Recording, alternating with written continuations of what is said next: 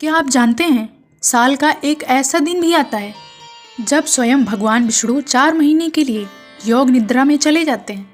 हिंदू धर्म में आषाढ़ मास के शुक्ल पक्ष की एकादशी को हरशयनी या देवशयनी एकादशी कहा जाता है। इसी दिन से चातुर्मास की शुरुआत होती है, जब भगवान विष्णु क्षीर सागर में शेषनाग की शैया पर विश्राम करते हैं। कथा के अनुसार प्राचीन समय में एक धर्मपरायण राजा था। उसके राज्य में सब कुछ सुखी और समृद्ध था, लेकिन एक समय ऐसा आया जब लगातार कई वर्षों तक वर्षा नहीं हुई। धरती और नदियां सूखने लगी और प्रजा भूख प्यास से तड़पने लगी। राजा बहुत चिंतित हुए। उन्होंने अपने राज्य को बचाने के लिए कठोर तप और पूजा शुरू कर दी।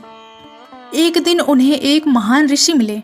ऋषि ने कहा, राजन, यदि तुम सच्चे मन से देवशयनी एकादशी का व्रत करोगे और भगवान विष्णु की भक्ति करोगे तो तुम्हारे सारे कष्ट दूर हो जाएंगे।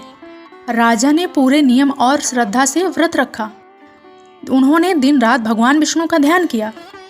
उनकी सच्ची भक्ति से प्रसन्न होकर भगवान विष्णु प्रकट हुए और आशीर्वाद दिया, हे राजन, अब तुम्हारे राज्य में फिर से सुख और समृद्धि आएगी।